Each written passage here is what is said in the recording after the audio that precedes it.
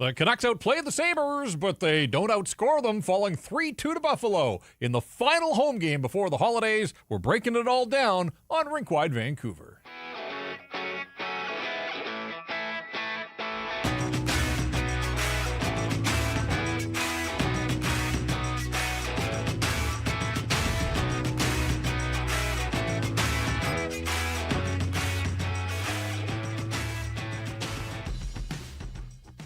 And we welcome you inside the Pacific Toyota Dealer Studios. Visit shoptoyota.ca or your local Pacific Toyota dealer today. Buffalo beats the Vancouver Canucks by a score of 3-2. This is Rink Wide Vancouver. It's brought to you in part by Bet365. I'm Jeff. He's Irf. Happy holidays, everybody. Did you enjoy the Canucks and the Sabres? The Vancouver Canucks fall on home ice yet again. Got blanked by Detroit the other night. The bounce back here was a game, Irf, in which they outplayed the Sabres. I mean, the shots are 31-15. They outshoot them by a 2-1 margin. But, again, it speaks to a lack of finish, just an inability, particularly from the guys that are paid to put pucks in the net, to produce at this stage of the proceedings. And I don't think people want to hear about chances. We say that regularly. It spoils Thatcher Demko's return to the lineup for the first time in a month. And so, yeah, maybe they played better than Buffalo, but guess what? It goes into the books as yet another L for the Canucks. Yep. I think we're going to be sitting here on quite a few nights talking about another L for the Vancouver Canucks because of what you just outlined there, Jeff. Their inability to produce offense, especially from the big guns. This Buffalo Sabres team isn't a good hockey team. They are not world beaters when it comes to the NHL and in the standings, and they haven't been for the last decade and a little bit. They come rolling into Rogers Arena. They're losing in Edmonton, and the Canucks did outplay them. You're definitely right. Sorry, winning in Edmonton. The Canucks did outplay them. You're definitely right. But the chances, the lack thereof, and that's just what we've come accustomed to seeing from this Vancouver Canucks hockey team. We're not going to talk about it any less because it's going to keep happening to this team. Jeff, the Flames are 3 points above them now for the worst team in the league. I know. If the Canucks had won this hockey game, they still would have been 32nd. Like, teams are starting to put distance. They're separating themselves from the Vancouver Canucks. So, yes, the Canucks will languish at the bottom of the National Hockey League standings by any measure, points and points percentage here, or if they outshoot the Sabres 11-2. The Sabres didn't even try to score in the third period. No. And the Vancouver Canucks had the puck a bunch. They had opportunities. Again, though, name of the game is put the puck in the net, and the Canucks couldn't do it. Elias Pettersson misses his third straight game, but that was sort of counterbalanced by the fact that Alex Tuch, who's tied for the Sabres team lead in scoring, much like EP40 the other night, took the warm-up and then wasn't able to play. And so you're thinking, okay, well, the Canucks are missing a big piece, but so are the Buffalo Sabres. The Canucks still ought to have enough to find a way to grind out a victory. They do not. They lose this one by a score of 3-2.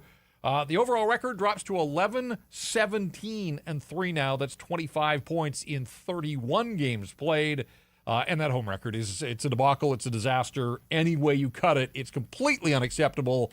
At 4 wins, 3 of them in regulation time, 4-10-1 now on home ice in front of the paying customers. Maybe it's a good thing that's it up until the holiday break here. They're out on the road now for 5, starting on Sunday morning in New Jersey. But they cannot win, cannot score outside. Like, what's Minnesota thinking now?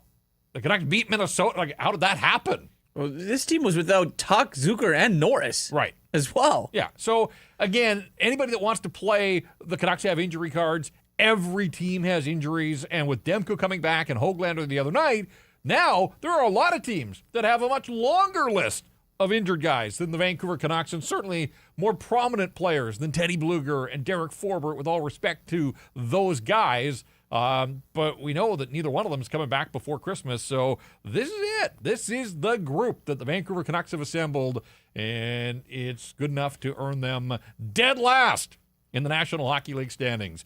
We want to hear from you. I know it's tough. People are starting to peel away from this hockey club, and I get it. We're going to be here each and every night. It's our job. This is what we do, and our pledge to you is that we will continue to talk hockey. We'll try to have some fun with it. I mean, we're talking hockey. At the end of the day, it hasn't been fun to watch, but we will try to make it lively here on Rink Wide and see what we can come up with as we spin our way through yet another loss for the hockey club. But we want you to be a part of it. And certainly this is a platform for you, our loyal listeners and our viewers. Bring it with a super chat. A great cause here at this time of year. So many people in need. And the BC Mental Health Foundation doing a terrific job of changing the face of mental health and addiction by supporting breakthroughs in care, public understanding, research, and knowledge exchange. And so a super chat will get you to the top of the queue here on Rinkwide. And where does this team go from here? Obviously, New Jersey is the easy answer. And you want some storylines? They certainly present themselves there for the game against the Devils. Then it's the Rangers, the Islanders, Boston, and they finish up in Philadelphia against their former head coach, who every day is looking like he made the right choice to jump ship here. And so they'll be in Philly to take on Rick Tocchet and the Flyers on the 22nd, and that is it. Final game before Christmas. Casey Shuffle bringing a super chat, and boy, we appreciate your support throughout the season. Off topic, how lucky were we to witness such heroic runs to championship games this year by the Blue Jays, Whitecaps, and the Canadian women's rugby team? Yeah, I mean, we're getting off topic already, but that's sort of where we are. We're going to bring it back to the Canucks here.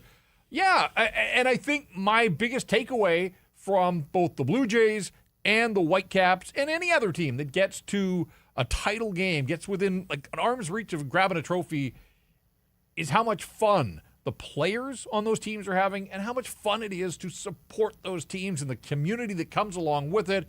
I mean, this country stopped for a couple of weeks when the Blue Jays were playing through the ALCS and the World Series. Whitecaps, you and I were there for, the home game against LAFC. That was fun. It was an incredible atmosphere. Whatever that was, Rogers Arena right now on game nights for the Canucks is at the complete other end of the spectrum. Yeah. Hockey's meant to be fun. Players are meant to, it is play a kid's game, get paid a lot of money to do it. And I don't think those guys are having a lot of fun coming to the rink every single day. And the on-the-ice stuff is one thing, but I also think the off-the-ice stuff. I mean, Adam Foote alluded to it the other day when he was asked about it, obviously. Do you think some of the noise is creeping in? Yeah, they're human. You see it on socials. People are going to send it to you. I don't care if you have your phone off or if you're not on Instagram or Twitter or whatever, you don't want to know. Your friends are going to tell you about it. Your parents are going to tell you about it. Your wife might say something. Your partner might say something to you if you're one of those guys. And, things are starting to creep up in that room. And look, I've said it before. I don't think there's some really good juju in there. And the play on the ice is definitely that as well. Lack of urgency from this team. Lack of pushback. There's a great comment in there about goaltending. Like, if the goaltending isn't elite, this team isn't going to win a game. This team doesn't have the offense to overcome bad or mediocre goaltending. And certainly we're going to talk a lot about Thatcher Demko as we go here. Like John Gibson, true veteran, guy that's been through the battles. That was his 25th shutout of the season the other night. This is Alex Lyon. The guy's bounced around. He's trying to carve out a career in the National Hockey League. He's not Jacques Plante. And again, he's in the NHL. Credit to him. But this isn't a guy that single-handedly is mowing down opponents. Otherwise, the Buffalo Sabres would be a whole lot higher. Yeah. I mean, they rotate 3 goaltenders because they don't trust any one of them. And so they're just kind of like spinning the wheel and hoping that they get some goaltending. Alex Lyon was terrific in this hockey game, and we should mention that. As we work our way into the 3 stars here, again, keep the Super Chats coming. We want to hear from you.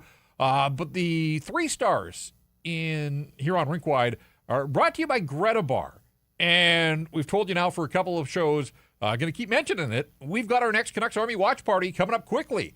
December 20th. It's that early start, Vancouver at Boston, just days before Christmas. So it's a watch party / Christmas bash. You can wear home team colors. You can wear an ugly Christmas sweater. Maybe wear both. Who knows? Whatever. Come down. Again, here's that word, fun. Let's try and have some fun with this. It's all we can do. Get together, watch some hockey. We'll have prizes. Greta's going to have its terrific game day food and drink specials. Join us on December 20th. Text 604-256-4022 to secure your spot. Again, you just text them. Tell them how many people are coming in your party, how many seats you want.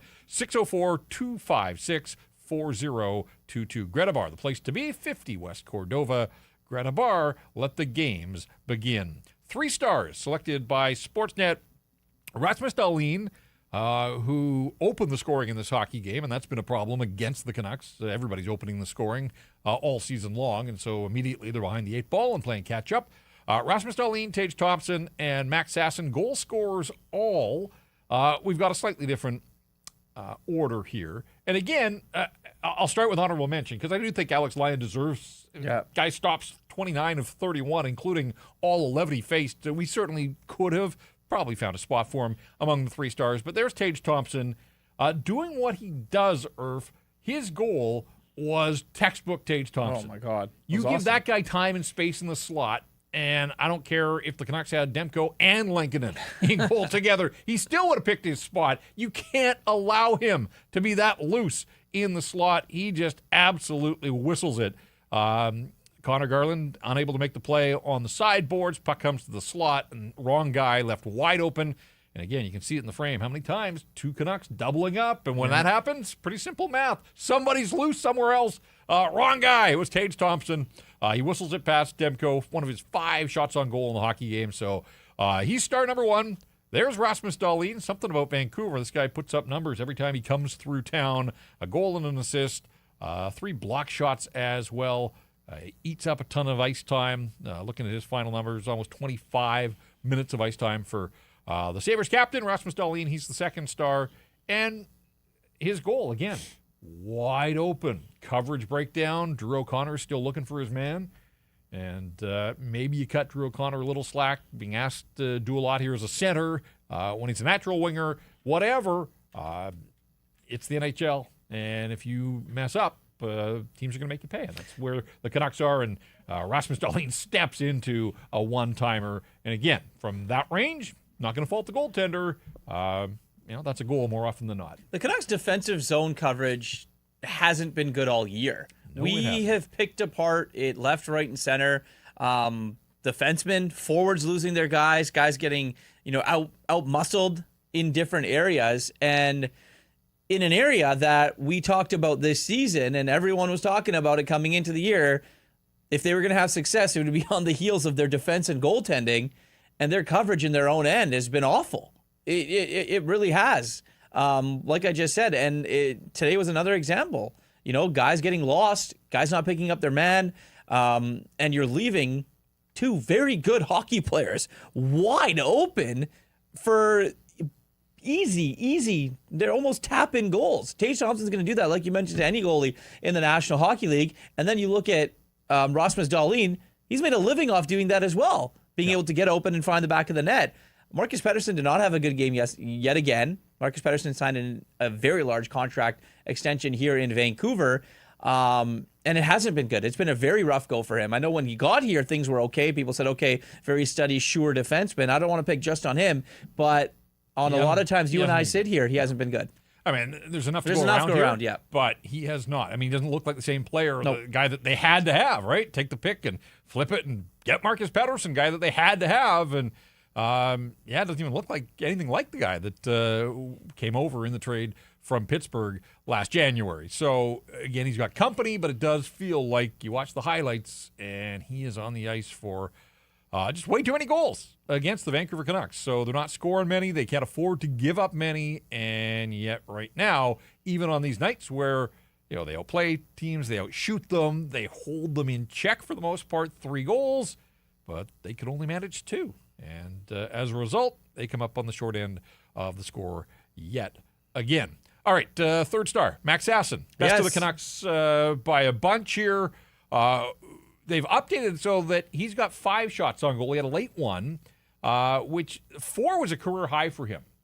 So he tacked on and doing things here tonight that he's never done in the National Hockey League. And one of his shots was the breakaway goal that actually put the Canucks in front at 2-1, 6 minutes into the second period. Speed on full display. And it was funny when the broadcast showed, a highlight reel of his goals this season.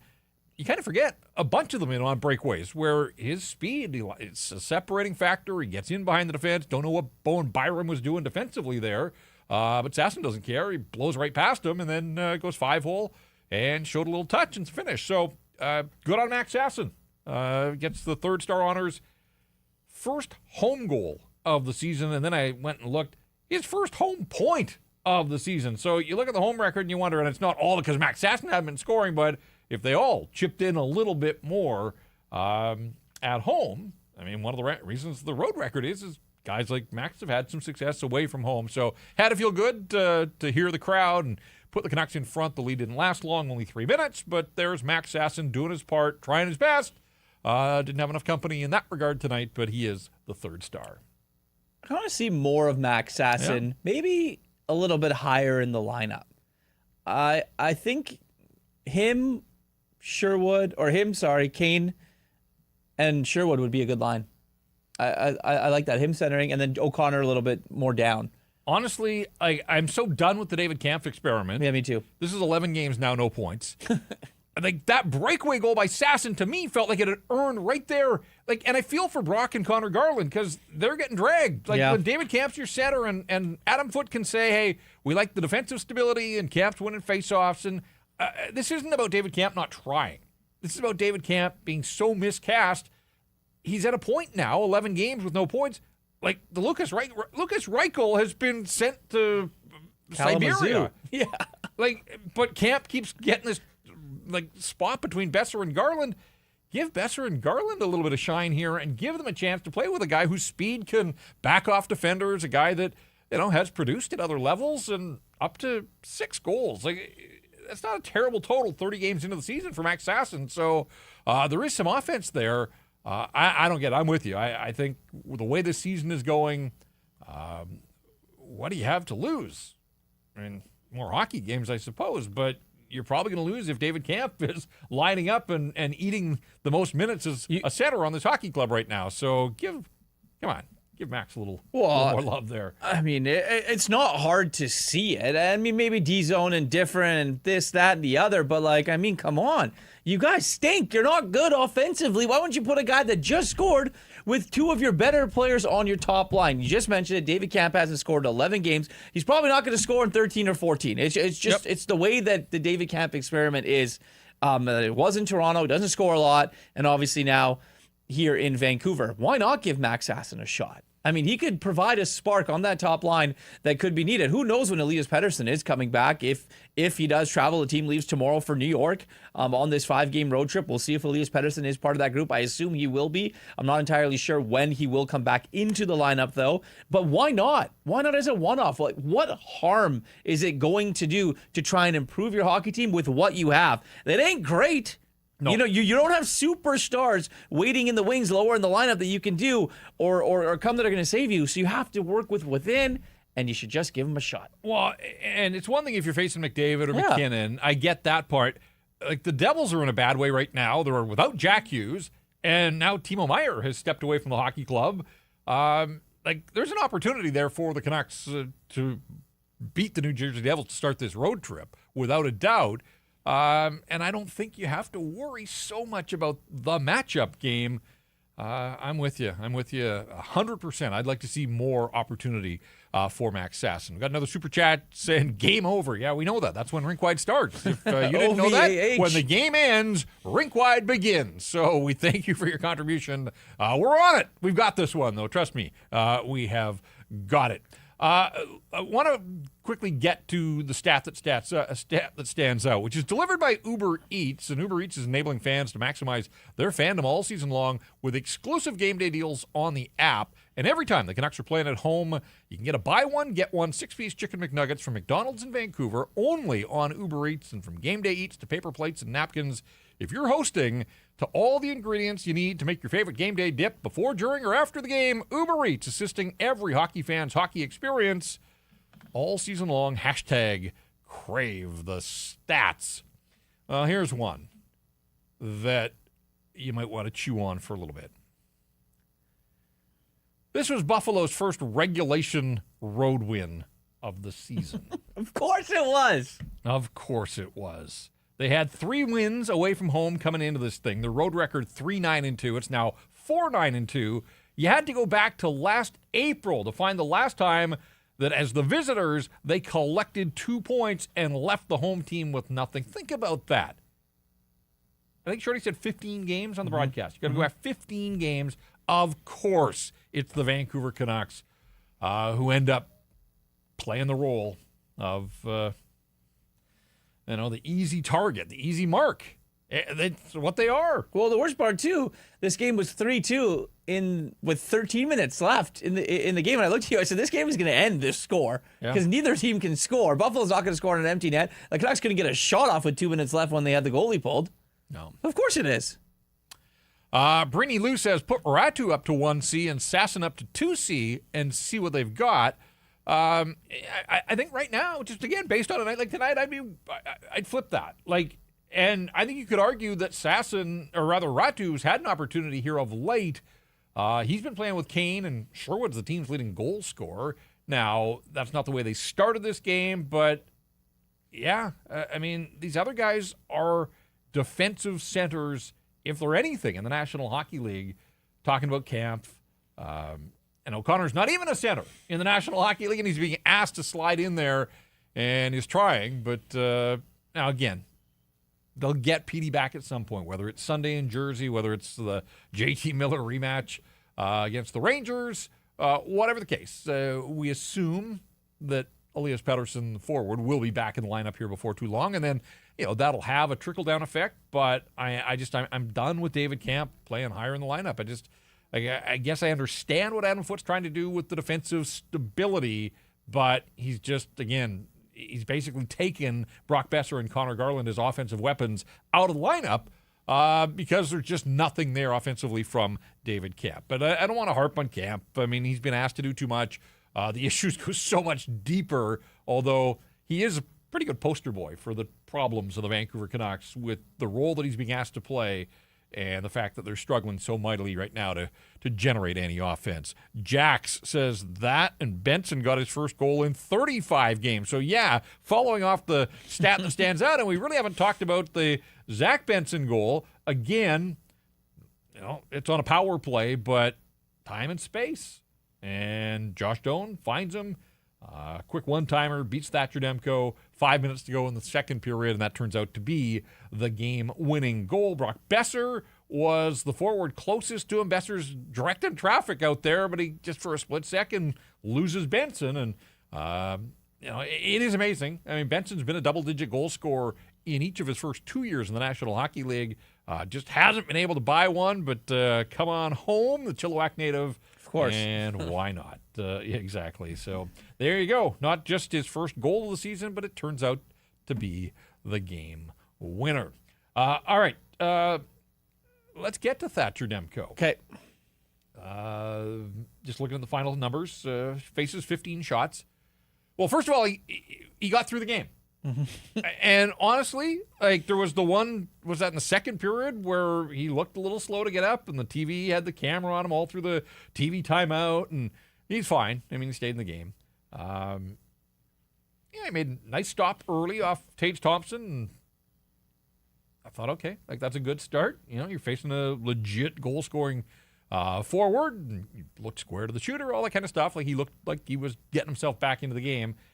3 goals. We talked about the opportunities and the defensive breakdowns, but, it's 3 goals on 15 shots, so Demko won't like that as far as the save percentage goes. I'm not sitting here and throwing darts at the 3 that got past him, and maybe the best thing is that it appears that he got through this thing unscathed and should be ready again as an option as early as Sunday in Jersey. Oh, absolutely. The number one thing is it's nice to see Thatcher Demko back and healthy and being able to, get through a game. And he's not going to like the 3 goals on 15 shots, but he's going to like the fact that he played 58 minutes or whatever it was able to hang in there. And there were some tough shots that, he had to face, called upon when he needed to. He got beat on 2 pretty good ones. The Dahlin one, you leave him in front. The Tage Thompson one, no one's saving that. So can't really fault him there. But yeah, no, really good to see Thatcher Demko at least get through. We have Demko as well, yeah. Well, let's hear from the Canucks' number 1 netminder back on the job after a month out with a groin injury. Yeah, I thought we did a pretty good job. I thought we played well. I thought I could have been better too, so kind of comes down to that one extra save. So, yeah, it's frustrating for sure. But, just try to get what positives we can and head out on the long road trip here. Is that the first goal you're talking about? And if so, how did you see that play? Yeah, I mean, obviously I'm not super happy with that. Felt a little late on it, maybe a little slow. Maybe just trying to acclimate back to game speed things, you know. So I mean, yeah, that's one that I think that I can save. So yeah, definitely. So just in case of timing, first game of the month? Yeah, maybe. I mean, I'm not going to make any excuses about anything. So I felt ready to play. Definitely didn't feel perfect tonight. Definitely need to be better. So that's that. As far as whatever the injury was, did that part of it feel comfortable? Yeah, it felt great. Do you think it's a challenge for positivity for the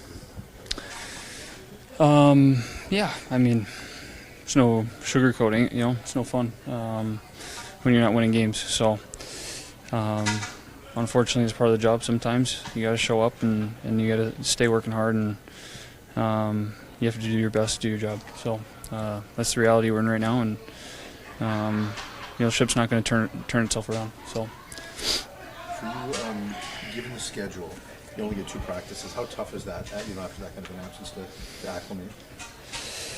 I mean, that's kind of just the reality of the season this year. Not a lot of practice time, and you know, I think this year especially, when you're rehabbing something, you know that you're going to be kind of ramping back up to speed pretty quick. So, yeah, it was no surprise. You know, like I said, I felt ready to play tonight, and wasn't able to get the result. All right, there you go. Thatcher Demko, controlled emotions, and he's usually a pretty level-headed guy, but you can tell. I mean, he verbalized it there. I mean, frustrated. He knows, but as he said, nobody's riding to the rescue. Nobody's coming to bail them out or help them out. They got to find a way to turn this ship, whatever that looks like ultimately in the big picture, but they do have to find a way to be better than they have been here of late, and getting him back and getting him up to speed. As he said, you know, maybe still had some issues finding the game on a couple of the goals there. And so, you know, I am curious to see how quickly he can get up to speed. I'm kind of curious as well, how much do they use him between now and Christmas. 5 games to go. There is space between 4 of the 5 games out of the road. There's the one back-to-back. Probably a 3-2 split, you would think, if he stays healthy. And I would imagine that he'd be the 3 and Lankinen would be the 2. Yeah, I do think that is going to be the case. And I think for him, you know, getting through this game, like we talked about, was step 1 for him. You know, he was asked about whatever this injury was. He was very quick to say it felt good. You know, I'm not talking about it. I don't want to talk about it. And for a guy that, you know, has been injured a lot here in Vancouver, I'm sure fans obviously know all about that. For him to stand there and also take those questions and have to hear from it day in and day out about the health of it, or his health status, good for him. I also liked, I think it was IMAC that asked him about the positivity in the room, and he said, yeah, there's not really much right now. And that definitely is the reality of the situation. Team's not good, not getting wins. Trade talks are circling every single player, none bigger than your captain and franchise defenseman. You know, coach, obviously, you know, people are talking about the coaching and, you know, should he be on the hot seat? Management, regime changes, this, that, and the other. It's they hear it, they see it, some will read about it. And again, the only people that are going to save that team and change this are the guys in that room. Nobody asked him about the play on the Canuck power play early in the third when Demko comes out to play the puck and nearly puts it off Kozak and into his own net, and then Benson was in the area. Sabres couldn't quite track down that puck, but that would have been again, you want to sum up the Canucks season in a nutshell, that would have been it on one play, but that one stayed out, and no goals in that third period. 3-2 is the final score. You know, the Canucks hold this Buffalo team, and we've established that the Sabres are not good. They came in last in the Eastern Conference, marginally ahead of the Canucks, but they held them to 15 shots on goal. So I quickly looked at recent games the Canucks have played. 15 is the low water mark for an opponent against the Canucks, so you witnessed some history tonight. They gave up 18 shots to Utah the other night, or held Utah to 18. Detroit, 21 the other night. LA Kings had 23 shots. San Jose had 24 on Black Friday. And Dallas, in one of the recent home games, 24 as well. So 1, 2, 3, 4, 5. That's 6 games where they've held their opponent to 24 or fewer twice in the teens, and they have 1 point to show from all of those games, the overtime loss in Los Angeles against the Kings. So, in November, for much of November, goals weren't an issue. They were giving up too many, but they were scoring in bunches, and the power play was red hot, and now they just cannot score enough to outscore their opponents. So, they do feel like they have tightened things up defensively. There's a little bit more structure there, but in the big picture, that doesn't matter. Doesn't matter at all because they just aren't winning hockey games. Yeah, and it starts with the top guys, right? We've gone through the list how many times of the number of games Brock Besser, Jake DeBrusk, Elias Pettersson, Kiefer Sherwood got off the schneid here in this hockey game, but we've gone through the list. Jake DeBrusk, doesn't have a 5-on-5 goal? Well, no, he's got one on the season. One 5-on-5 goal, and it's now 10 games that he hasn't scored. Where's the offense going to come if you can't rely on the guys that are getting paid the most money to score the goals? Yeah. Max Sasson, great. Five shots on goal. Great story. It's cool. We want him to be elevated into the lineup. But Max Sasson being elevated into the lineup is to try and get your best players to play, and it can't be all on a guy like Max Sasson. Right. You'd be happy if Max Sasson's 6 goals on the season were purely secondary support scoring. Exactly. But right now, like Ratu had 2 the other night. Willander gets his first in the NHL. DPD scores. DeBrusk's up to 10. Besser has 1 in 13. Connor Garland has 1 in 9. And again, the reasons for that, the guy, it's not all on David Kampf, but there's just nothing there. There's no playmaking from David Kampf, and so you're asking a lot of, Besser's not a guy that generally creates on his own, and Connor Garland is out there hustling and trying, but it's not working for him either. Quinn did get an assist. He picks up the second assist on the Sherwood goal on the power play, first power play goal in 7 games. That tied the game at 1, and so Quinn Hughes matched his career-long drought without a point in the last game. He hits the reset button here, so he's got a point, but even with that, Quinn Hughes has 1, 2, 3. He's got 3 points in his last 10 hockey games. So it's pretty easy to see why they just are not winning much here. And you look at the third period, like Hughes and Hronek at one point, they had a shift where they were buzzing and they had Alex lying down. Alex was lying down in the crease and on the puck. Hronek hit a post. He kind of whipped the puck from the right point that through some traffic hit a post. Drew O'Connor had 2 chances in succession, including one from Arshdeep Bains where he drove to the net. I still don't know. Like, he looked like he had lying down and beat, but hit the side of the net instead. Brock Besser in tight, tried to get it up over his shoulder. That didn't work. Then it was Sasson. And then Jordan Greenway with a big block on Kiefer Sherwood, who looked like maybe he had the tying goal on his stick in the dying seconds as well. And Greenway throws himself in front of a puck and was able to prevent it from entering the net. So, there were opportunities. Of course there were. We told you right off the top, like, they were the better team based on balance, but nobody should care about that.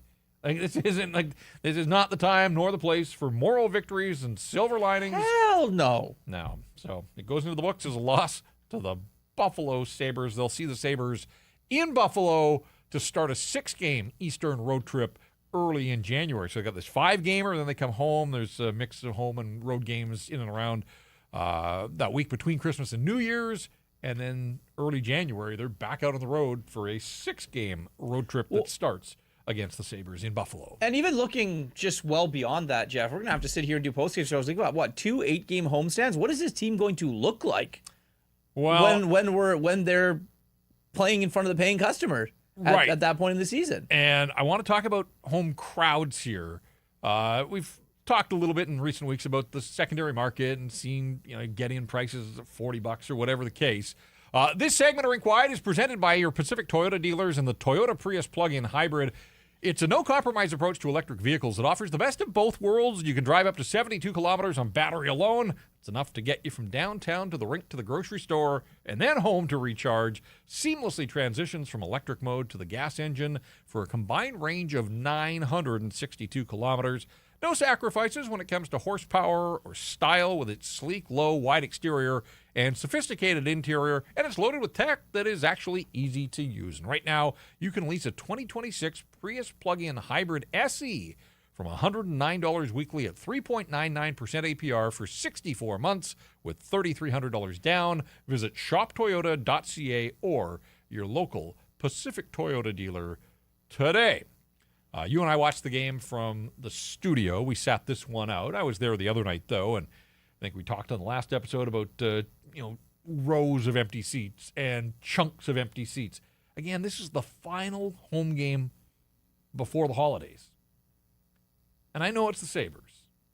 And trust me, I know that the Vancouver Canucks aren't doing a whole lot to get people motivated to get off their butts and get down to the rink and buy tickets. But we're seeing stories, too, about people that are really struggling to give away tickets, like season ticket holders that can't find takers right now. And that sort of speaks volumes as well. So tonight was the 15th home game of the season, 4-10-1. Twice the Canucks have had announced crowds in excess of 19,000. The home opener against Calgary was 19,012. And then Connor Bedard's visit was 19,002. So home opener's always going to sell, right? First game of the season, optimism is high. Vibes, remember the vibes were good. Remember that? Vibes were good in October. Yeah. So just work with me here if you want to create your own wall chart. Go for it. Okay. 2 home games where they've exceeded 19,000. 4 of the 15 games have been noted by the hockey club as sellouts. And I don't know what their cutoff number is to denote a game as a sellout, but they've got 4, according to the game notes. But that leaves 12 games with crowds under 19,000, and this one against Buffalo was the lowest of the season so far. I mean, I'm not going to a game against the Buffalo Sabres. 18,606. So the variance isn't huge between 19,102 and 18,606. It's 600, not even 600 tickets.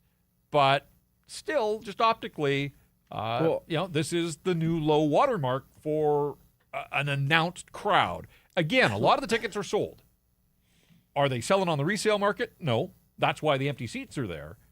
But the mere fact that people are electing to eat their seats and not bother showing up, that tells you something. And to your point, with 2 8-game homestands in the second half of the season, the way this thing's going right now, I think 18,606 probably will be outdone as a low number in terms of announced attendance as the season goes along. Well, let me ask you this, or just put it in these terms a little bit.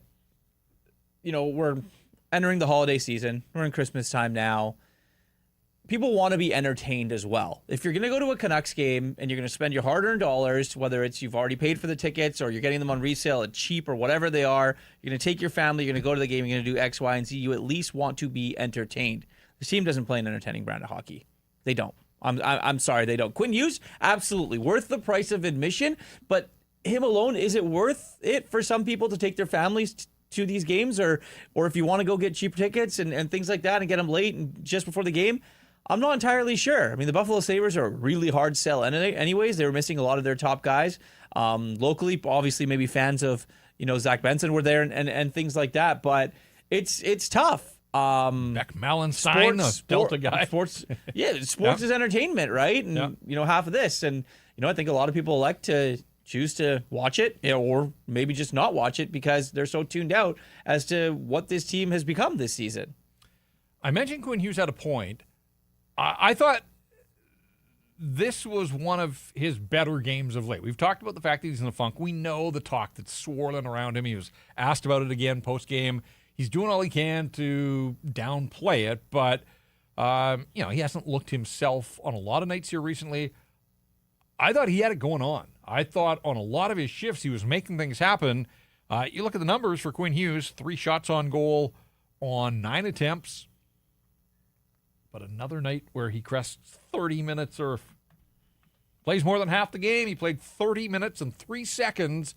And in the third period alone, Quinn Hughes logged 11 minutes and 40 seconds of ice time. So with the captain, their best player, one of, if not the best players in franchise history, playing half the game against the Buffalo Sabres, and it's still not good enough to find a way to win. Was that his season high, or it must have been up there for a single period? I think I'd have to go back and look, but it's definitely up there. He was 10 seconds shy of his season high for ice time in a game, but it's the 4th time this season. And remember, he missed 5 games as well. So they played 31 as a team. He's played 26, and 4 now. He has played over 30 minutes. And that's what just is so mind-boggling about where the Canucks are defensively as a group. Quinn plays half the night. Filip Hronek, it's been established that he's playing probably the best hockey of his career. He's logging 25 minutes on a lot of nights. And they're still one of, if not, I haven't checked because there were some big numbers put up tonight. St. Louis got smoked by Nashville of all teams. But the Canucks are one of the most permissive teams in the National Hockey League. So, yeah, I mean, I don't think Quinn has been his most dynamic for much of this season. I think injuries played into that. I think he's a product of the environment. He can't do it alone. But he's playing a ton. He's playing more than anybody else in the National Hockey League. You just wonder to what end there as well. Like, I would almost think he'd get to a point where he's like, I'm 2 months out from the Olympics. Like, I want to have some juice ready to go for the Olympics. Like, playing 30 minutes a night when you're losing all the time, like, is that in his best interest? The league knows what he can do. Like, this isn't showcasing Quinn Hughes. So, again, there are a lot of decisions being made around this hockey club. Playing the captain 30 minutes a night, again, to what end? It's because he's your best offensive player. And that's the sad part. That's the sad reality that we live in when watching this Vancouver Canucks team, is your best defenseman is your best offensive player as well. It is true. With PD out of the lineup, Quinn moves in front now to the top of the heap. He's got 23 points in the 26 games, so he's not far off a point a game for him. But he led the team in scoring last year, Jeff. Yeah, no, like, I know. Yeah. I've done it a couple of times. Yeah. Just the way his season's gone and the way this hockey club's season, do you think there's any way that he can still be a finalist for the Norris Trophy? No. I don't think so. Yeah, I don't, that's not to discount or write him off in any way. To bet against Quinn Hughes is a fool's game, but I just think where they are as a team.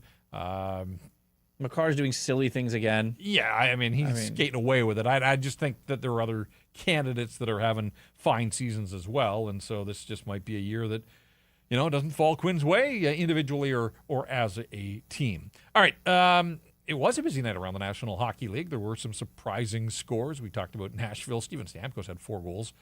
Nashville beat St. Louis 7-2. So that was another sort of turtle derby. 2 teams down near the bottom of the standings.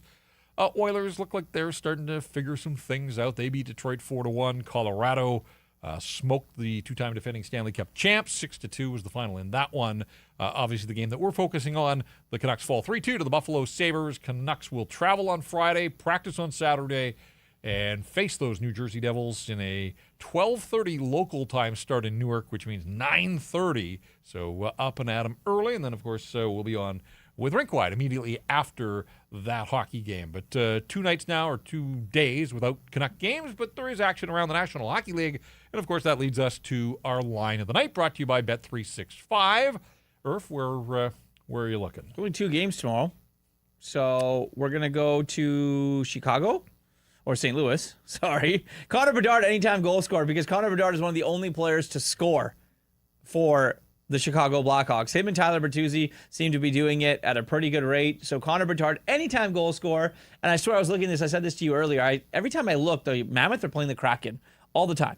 So we're going to take the Utah Mammoth in this one. I feel like it's been a 7-game series the last 3 weeks we've done this. But Connor Bedard, anytime goal, Utah Mammoth over the Seattle Kraken. Put those 2 together. Some decent odds there. Whatever you bet. It's never ordinary. Bet365.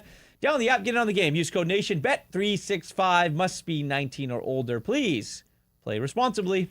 All right. A couple of super chats coming in, and we thank you for your support of the BC Mental Health Foundation. Caffeine Goes in Face says, what a time to be a Canucks fan. They score, it's fine, they win. Not angry, but really want to see them tank and get a high draft pick. I can't lose. And then there's another one here from Brybeck that says, can't win with 43 at 8 mil. It'll be bad at 17. And I do think that there is an element of that, and I think that's what makes Quinn Hughes, like, on top of his God-given ability that makes him a better player than just about everybody in the National Hockey League. He's doing it at less than $8 million a year for the remainder of this year and all of next year. And so, you're talking about a premium asset on an absolute steal of a contract, given the level to which he has performed here, certainly in the last couple of years, but really for most of his time in the National Hockey League. But yeah, I mean, that's what I guess for me, like, that is my big fear here, is that the organization's had 7 years to get it right with the head start of having the best player in franchise history. And they have completely failed Quinn Hughes. And there's a part of me that fears that another, if he signs long term, like, there's no guarantees that they'd get it right over the duration of the next contract either. And that sort of scares me, quite frankly. So, they've had this opportunity, haven't taken advantage, didn't take advantage of Elias Pettersson when he was on a team-friendly deal, and certainly haven't been able to make much out of Quinn Hughes at $7.85 million. And then, as Brabeck says, I mean, it's going up 16, 17, 8, if they put the Godfather offer in front of him at some point, $18 million, whatever. He's worth it, but it is going to make it that much harder to surround him with quality pieces if he's eating up that chunk of the salary cap. Yeah, I mean, especially if it's 17. I mean, if they go 144 million, that's 18 a year. Quinn Hughes is going to be the highest paid player in the National Hockey League, I think, if the Vancouver Canucks had their way and do everything they want to do. I think that with what you're hearing right now, and I've said this before, and I'm 100% will say it. I'll say it on every show. I really don't care. I think what you're hearing now is because it's been green lighted. It's been green lit for this to happen, and everyone that needs to be in the know is in the know, and that's Francesco Aquilini, that is Jim Rutherford, Patrick Alvin, that is Quinn Hughes and his agent, and that is 30 other teams in the National Hockey League. You don't have a conversation with the New Jersey Devils, with the Washington Capitals, with the Philadelphia Flyers, with the New York Rangers, unless you actually know. They're not just doing this for fun and playing, armchair GM like we like to do sometimes. These are actual real conversations because it's been told that, okay, this is something we need to do to change the direction of our franchise. And if it has to be him, so be it. And I think right now with what we're looking at, it's going to be very, very interesting to see what happens here over the next little while. Remember the roster freeze is on December 19th to the 28th. No one can be traded, after that window, once that window kind of opens there, but GMs can still talk about it in that period. They're going out on the road trip. Yeah, they're going to Jersey. How many of them and are Philly? How many of them are coming home? And it's a legitimate question. Well, I mean, by Friday, but yeah. Next Friday, yeah. We'll see what happens. Free Petey has a super chat. He says, serious question. He had to couch it that way. Serious question. Is there a chance the core is in on the tank? They all seem relatively okay with where they're at. I mean, they're pro athletes. I believe these guys want to win. Yeah. But I guess what surprises me, Irf, is that, we really haven't seen the frustration bubble to the surface.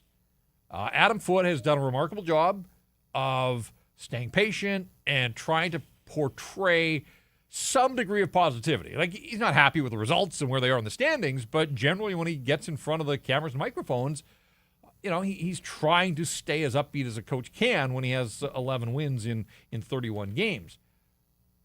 You heard Thatcher Demko, pretty measured, right? He hasn't been around. We haven't had a chance to talk to him much here of late, but some of these guys that are struggling, like Jake DeBrusk has poured his heart out. He's feeling it. He's taking this on.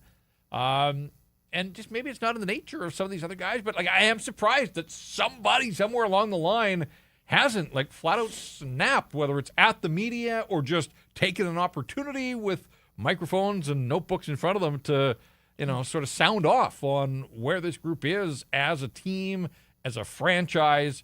Besser, Demko, Garland, they all made a conscious decision to re-sign here in Vancouver. They said they wanted to be here.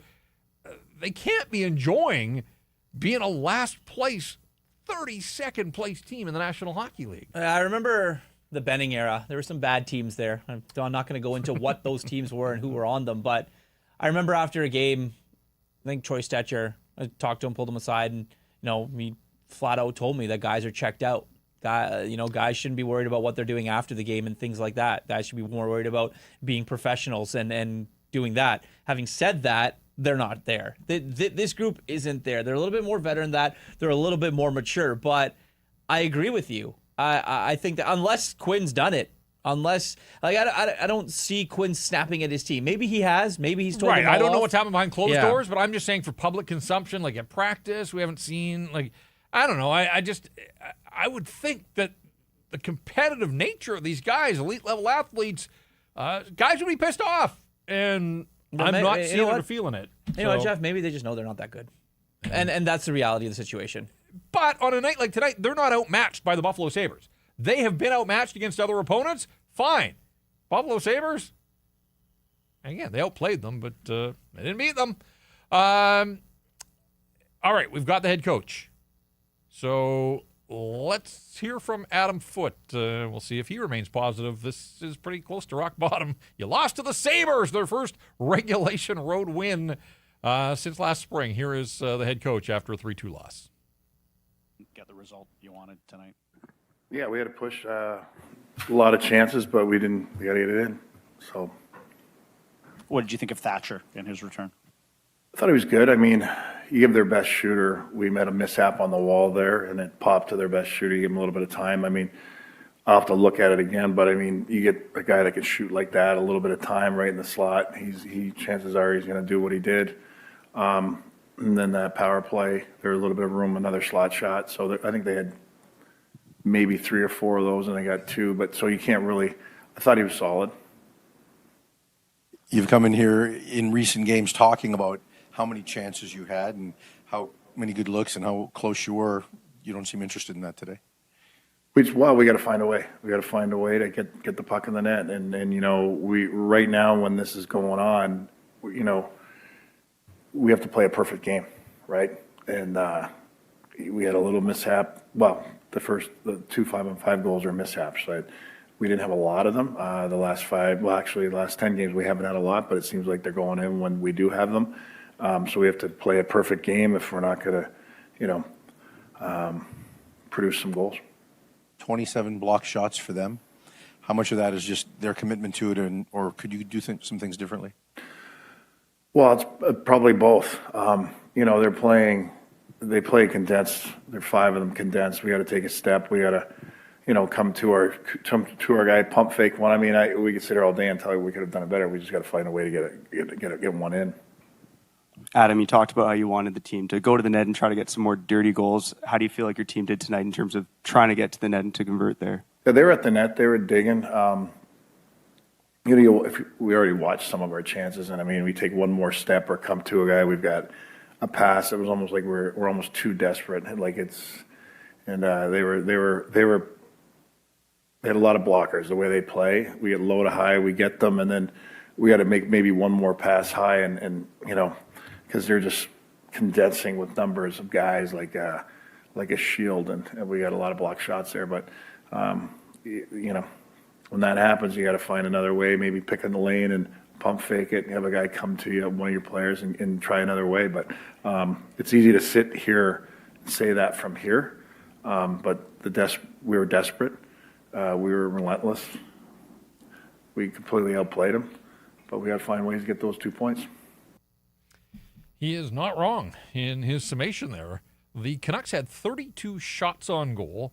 They had 30 that were blocked, and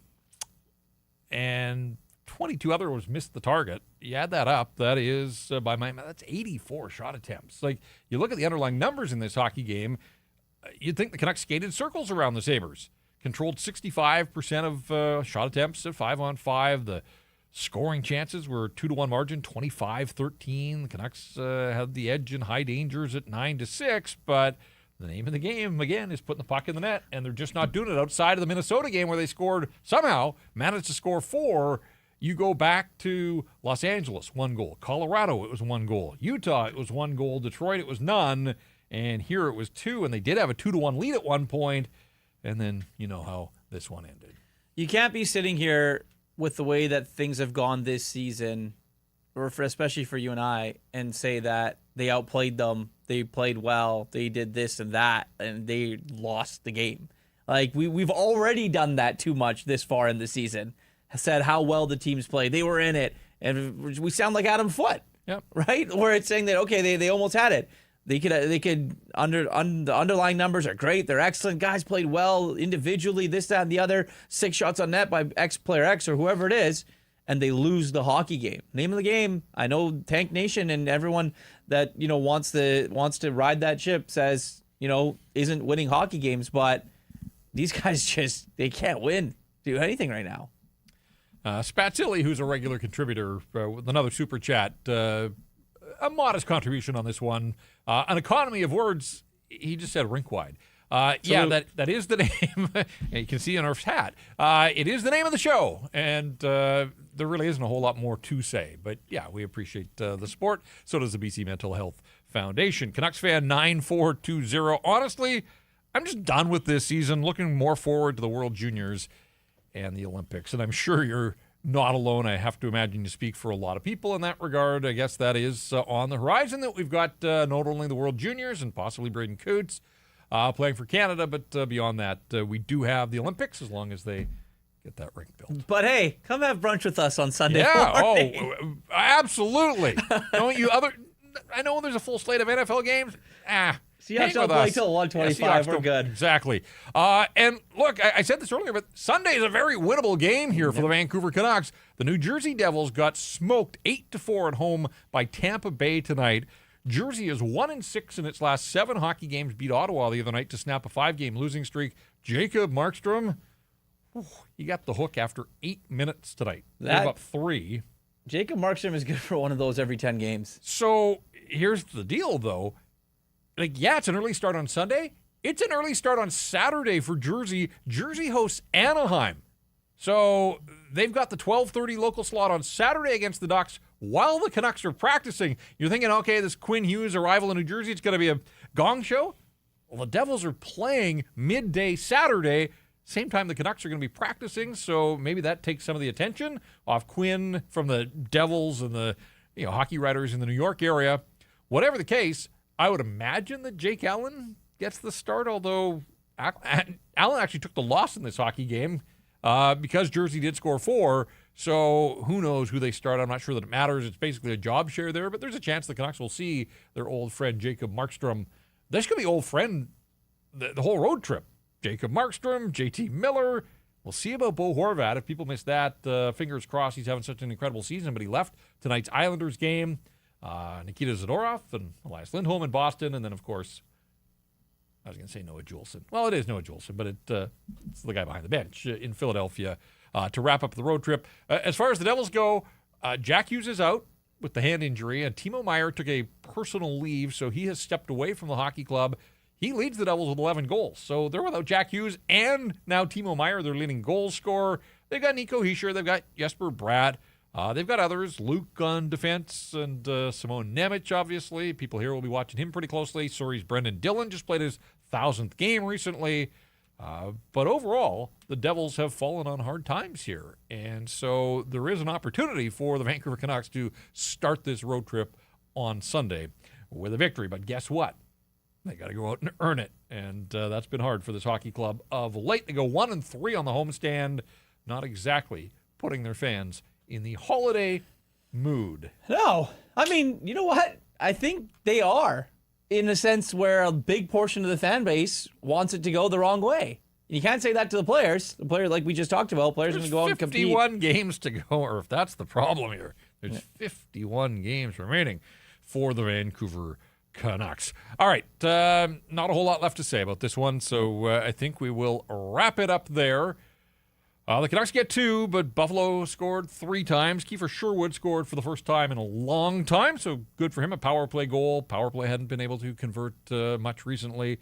So Sherwood gets his 13th. That leads the Vancouver Canucks. Came late in the first period, and then Max Sasson with a pretty goal on the breakaway, up to 6 on the season for Mad Max, his first on home ice. And Thatcher Demko is back. He shakes a little bit of rust off, and we'll see if that early start on Sunday to start the road trip, sometimes those early starts a little funky. Maybe they come back with Kevin Lankinen on Sunday against the Devils. We shall see. Again, they're going to practice on Saturday and then get after it. Sunday morning, local time here, 9:30. So we'll be on shortly before noon or around noon. Again, hopefully you will join us for that one All right. Our thanks to Jacob Lazar, Yep. our technical producer behind the scenes, keeping us on track here and putting the program together. That is going to do it for us. No more home games for the Vancouver Canucks. 5 to go, all out on the road here. That'll take you up to the Christmas break. For Irf, this is Jeff. The final score again. The Buffalo Sabres 3, the Vancouver Canucks 2. Thanks so much for joining us here on this episode of Rink Wide Vancouver.